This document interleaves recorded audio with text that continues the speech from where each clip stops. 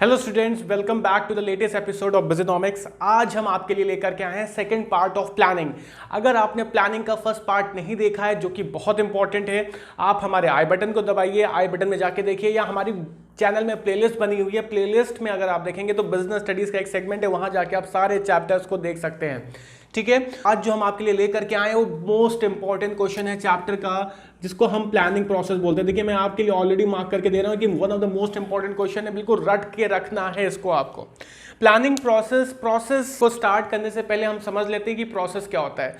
देखिए, जब भी कभी भी प्रोसेस लिखने को आएगा, चाहे प्लानिंग में लिखने को आए, चाहे ऑर्गेनाइजिंग में लिखने को आए, चाहे स्टाफिंग में लिखने को आए, प्रोसेस का मतलब होता है सिक्वेंशियल ऑर्डर। यहां पे हम जो भी स्टेप्स लिखेंगे सब सिक्वेंशियल ऑर्डर में लिखेंगे, एक के बाद एक लिखेंगे। जो मैं आपको बता रहा हूं फर्स्ट सेकंड करके, आपको वैसे ही लिखना है। बीच में कोई भी स्टेप गायब नहीं करना है, या फोर्थ को फर्स्ट में नहीं लिखना है या फर्स्ट को फोर्थ में नहीं लिखना है। ठीक है, आपको ऑर्डर नहीं चेंज करना है। अगर आप ऑर्डर चेंज कर देंगे तो आपको प्रोसेस के 1 मार्क्स भी नहीं मिलेंगे। चलिए, तो प्रोसेस को आगे बढ़ाते हुए पहला स्टेप देखते हैं। पहला स्टेप अगर आप देखेंगे तो क्या लिखा हुआ है, सेटिंग अप ऑफ ऑब्जेक्टिव्स। किसी भी कंपनी का, देखिए कोई भी कंपनी प्लान जब करती है तो अपने, अगर आप देखेंगे तो पहले एक गोल को डिसाइड करती है, एक ऑब्जेक्ट को डिसाइड करती है। तो सबसे पहला जो होता है वो होता है सेटिंग अप ऑफ ऑब्जेक्टिव। किसी भी कंपनी के लिए प्लान तभी बनेगा, या कोई भी कंपनी प्लान तभी बनाएगी जब उसके सामने एक गोल होगा, एक एम होगा।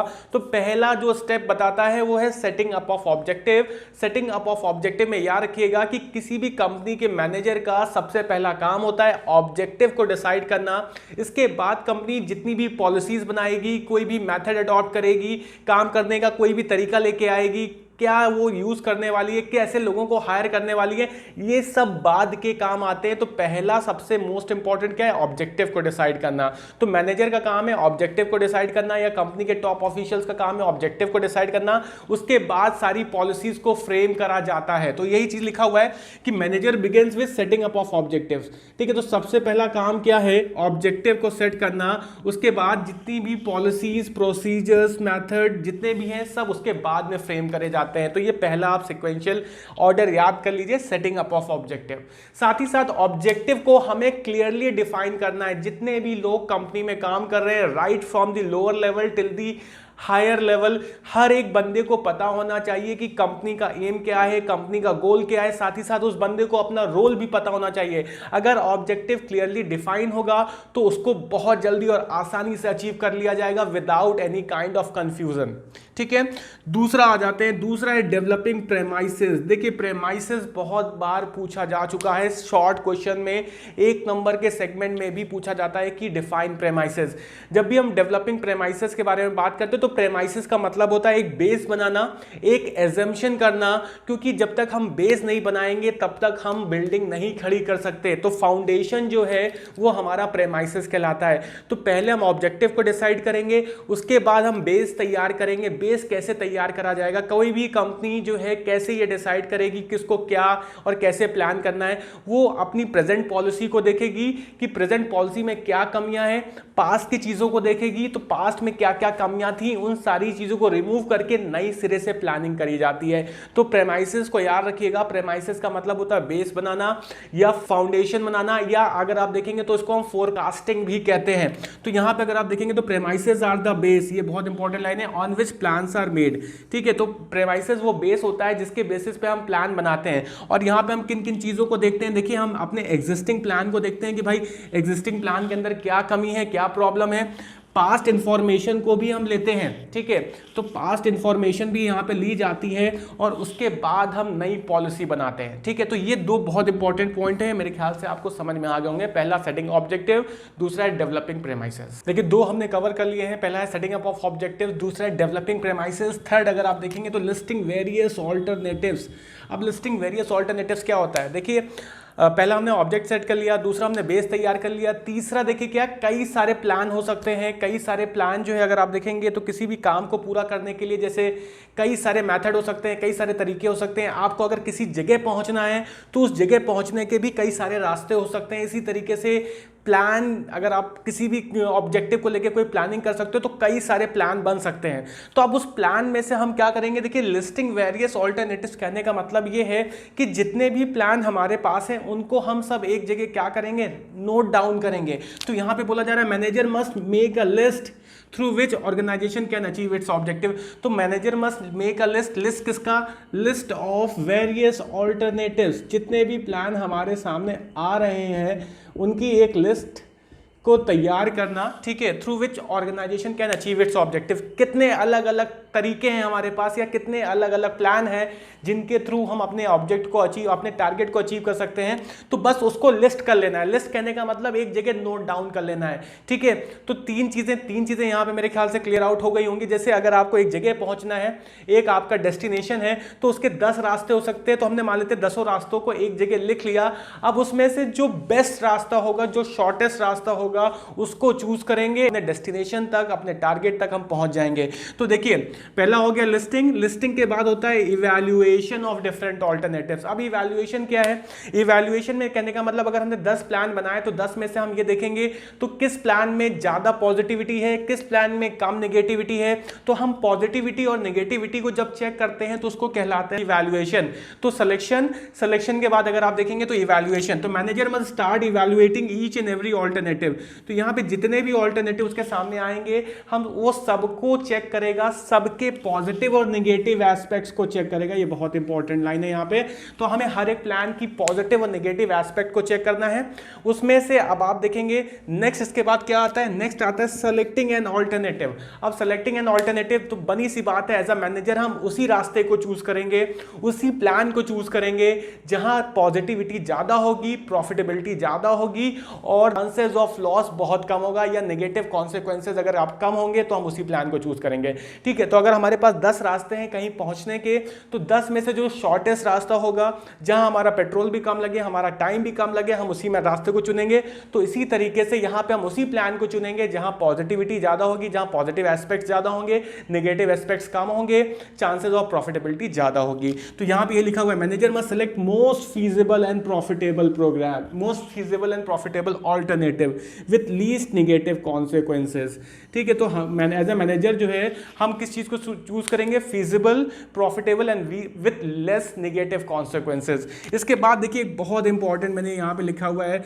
ये है हमारा, अगर आप देखेंगे तो मोस्ट इंपॉर्टेंट पॉइंट जिसे हम बोलते हैं डेराइव्ड प्लान। डेराइव्ड प्लान कई बार आपसे पूछा जाएगा, तो डेराइव्ड प्लान शॉर्ट क्वेश्चंस में कई बार पूछा जाता है। तो derived plan as a backup plan होता है। देखिए हम कई सारे छोटे छोटे प्लान बनाते हैं मेन प्लान को सपोर्ट करने के लिए, तो जो छोटे छोटे प्लान होते हैं जो एज अ बैकअप के तरीके से तैयार करे जाते हैं, तो उसको हम बोलते हैं डेराइव्ड प्लान। होप सो आपको ये चीज समझ में आ गई होगी, ठीक है। तो 5 पॉइंट है। पहला अगर आप देखेंगे तो setting up of objective, developing premises. तीसरा हमने ऑल्टरनेटिव्स को एक जगह नोट कर लेना, सारे प्लान्स को।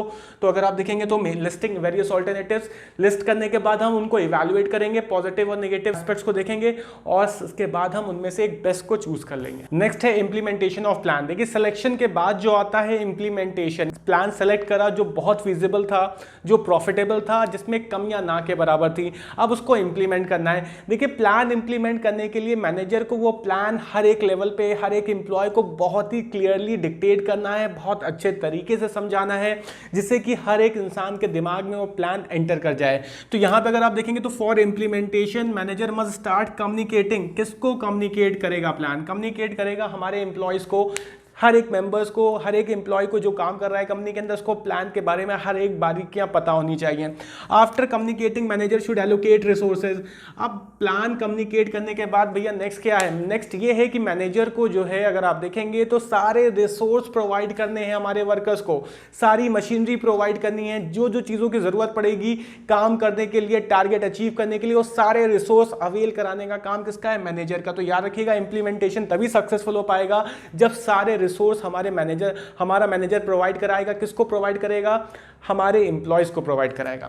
नेक्स्ट अगर आप देखेंगे तो फॉलो अप, देखिए फॉलो अप बहुत ज़्यादा ज़रूरी है। फॉलो अप कहने का मतलब हमने प्लान इंप्लीमेंट कर दिया और उसके बाद उस पर ध्यान नहीं दिया, हमने रिसोर्सेज सही से प्रोवाइड नहीं करे, तो जो प्लान हमने बनाया था वो कभी अचीव नहीं हो सकता। तो इसलिए फॉलो अप करना बहुत ज़रूरी है। फॉलो अप के लिए हमने देखा follow is very much important in order to check whether assumptions, ये लाइन बहुत इंपॉर्टेंट है, made in plan are true according to the present situation और नॉट। देखिए हमने आपको सबसे पहले बताया था हमारा प्रोसेस में जो दूसरा स्टेप था वो था डेवलपिंग प्रेमाइसिस। प्रेमाइसिस मतलब एजम्पशन करना, बेस तैयार करना।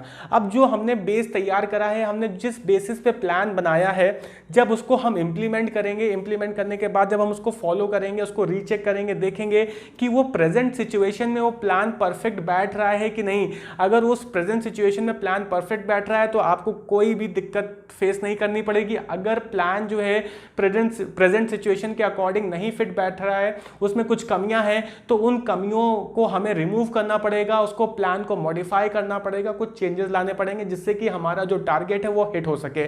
तो लास्ट जो है फॉलो अप कहना का मतलब ये है कि प्लान को लगातार हमें रीचेक करना है, वेरीफाई करते रहना है और इस चीज़ को समझना है कि प्लान प्रेजेंट सिचुएशन के अकॉर्डिंग परफेक्ट है कि नहीं। अगर परफेक्ट नहीं है तो उसमें चेंजेस ला करके फिर से उसको इंप्लीमेंट करना है। तो ये 7 प्रोसेस, ये 7 अगर आप देखेंगे 7 स्टेप्स हैं प्रोसेस के अंदर जो आपको याद रखते हैं। होप सो आपको याद हो गए होंगे, एक के बाद एक आप ऐसे याद कर सकते हैं। देखिए सबसे पहला था सेटिंग अप ऑफ ऑब्जेक्टिव, दूसरा था डेवलपिंग प्रेमाइसेस, तीसरा हम लिस्ट करेंगे ऑल्टरनेटिव्स को, चौथा लिस्ट करने के बाद क्या करेंगे, उनकी पॉजिटिविटी और नेगेटिविटी को जानेंगे, तो इवैल्यूएटिंग हो जाएगा।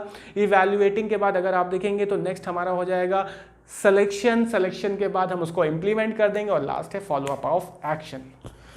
आइए स्टूडेंट्स अब हम पढ़ने जा रहे हैं प्लान को। अगर आप देखेंगे प्लान को फर्दर अगर हम डिवाइड करें तो 2 तरीके के प्लान आते हैं, एक होता है सिंगल यूज प्लान और एक होता है स्टैंडिंग प्लान। ठीक है, तो सिंगल यूज प्लान है, दूसरा अगर आप देखेंगे तो स्टैंडिंग प्लान। बहुत इंपॉर्टेंट है, यहाँ से केस स्टडी जरूर बनती है। तो देखिए केस स्टडी के लिए अगर आप देखेंगे तो ये टॉपिक थोड़ा सा ज़्यादा इंपॉर्टेंट है। प्रोसेस से भी केस स्टडी बनती है लेकिन प्रोसेस कई बार डायरेक्ट भी पूछा जाता है। देखिए सिंगल यूज प्लान का जैसे नाम है, सिंगल यूज प्लान वो प्लान होते हैं जो खाली एक बार बनते हैं और एक बार ही यूज होते हैं। कोई भी प्लान जो एक बार के लिए बनाया जाता है उस प्लान को हम सिंगल यूज, नाम में ही सिंगल यूज मतलब एक बार यूज करना है और उसके बाद वो दोबारा यूज नहीं हो सकता। स्टैंडिंग प्लान में अगर आप देखेंगे तो क्या लिखा हुआ है, यूज अगेन एंड अगेन, मतलब एक ऐसा प्लान जो हमने बना दिया और लगातार उसको हम कई सालों तक और आने वाले सालों तक यूज करते चले जा रहे हैं, थोड़ा थोड़ा सा चेंज करके, सिचुएशन के अकॉर्डिंग थोड़ा सा चेंज करा और फिर से प्लान को यूज कर लिया। तो जो प्लान लगातार यूज करे जाते हैं, ठीक है, कई सालों तक यूज होते रहते हैं, उनको हम स्टैंडिंग प्लान के नाम से भी जानते हैं। तो यहां पे देखिए एक बहुत इंपॉर्टेंट पॉइंट लिखा हुआ है, discarded when project is over. जैसे ही हमारा प्रोजेक्ट ओवर होता है तो ये प्लान भी डिस्कार्ड कर दिया जाता है, पूरी तरीके से खारिज कर दिया जाता है। नया प्रोजेक्ट आता है तो फिर से हम प्लान करते हैं। ठीक है, तो अगर ऐसा कोई प्लान आप बना रहे हैं जो एक सिंपल सा एक सर्टेन प्रोजेक्ट के लिए है, एक पर्टिकुलर फंक्शन के लिए है, और जैसे ही वो फंक्शन या प्रोजेक्ट ओवर होता है तो प्लान भी उसी के साथ खत्म हो जाता है, तो ऐसे प्लान को हम सिंगल यूज प्लान बोलते हैं जो एक बार ही यूज होता है। ठीक है, दूसरा अगर आप देखेंगे तो डेवलप्ड वंस, एक बार बनाया गया लेकिन यूज अगेन एंड अगेन, यहां पे पॉइंट दिया गया use again and again with necessary modification, situation के साथ थोड़ा सा बदलाव कर दिया गया और फिर से उसी प्लान को अगर हम यूज कर लेते हैं तो वो हमारा बन जाता है standing plan. Single use plan के अंदर अगर आप देखेंगे तो ये क्या क्या इंक्लूड करता है, यहां पे बजट हो गया, प्रोग्राम्स हो गया एंड प्रोजेक्ट हो गया। ठीक है, तो बजट अगर आप देखेंगे तो हर साल का बजट नया होता है, हर साल के बजट के लिए अलग से प्लानिंग होती है, चाहे वो आपका स्टेट का बजट हो चाहे सेंट्रल का बजट हो। तो बजट हमारा जो है सिंगल यूज प्लान के अंदर जाता है क्योंकि यहां प्लानिंग हर साल अगर आप देखेंगे तो नए सिरे से प्लानिंग होती है। दूसरा अगर आप स्टैंडिंग में देखेंगे तो स्टैंडिंग में आ जाती है policies, procedure, method and rule. इनमें बहुत ज्यादा बदलाव नहीं होते हैं, ये एक बार बना दिए जाते हैं तो लगातार यूज होते रहते हैं, बस सिचुएशन के अकॉर्डिंग थोड़ा थोड़ा उसमें चेंज होता चला जाता है। तो इनके बारे में हम डिटेल में पढ़ेंगे, एक लास्ट क्लास आएगी आपके पास जो प्लानिंग की होगी, वहां पे हम डिटेल में पढ़ेंगे और इनको भी हम जानने की कोशिश करेंगे क्योंकि यहां से चीजें पूछी जाती हैं। होप सो जो आज का कंटेंट था आपको पसंद आया होगा। प्लीज स्क्रीनशॉट ले लीजिए, नोट्स बना लीजिए, बहुत इंपॉर्टेंट सेगमेंट है ये, और ज़्यादा से ज़्यादा लोगों को शेयर करिए, वीडियोस आप ज़्यादा से ज़्यादा लोगों तक पहुंचाइए जिससे कि हर एक बच्चा जो कहीं ना कहीं अनअवेयर है इसको देख सके, चीज़ों को समझ सके। हम काफ़ी डिटेल में चीज़ों को आपको बताते हैं कि चैप्टर का मोस्ट ऑफ दी चीज़ें आपके लिए कवर हो जाए। आप एक बार इन वीडियोस को सही से देखेंगे तो 90% आपको सारी चीज़ें मिल जाएंगी यहाँ पे। तो प्लीज़ आप हमारे साथ ऐसे ही बने रहिए, वीडियोस को लाइक ज़रूर करिए, शेयर करिए, और चैनल को सब्सक्राइब नहीं करा तो प्लीज़ रेड बटन दबा के तुरंत सब्सक्राइब करिए और बेल बटन भी हिट करिए। Thank you so much.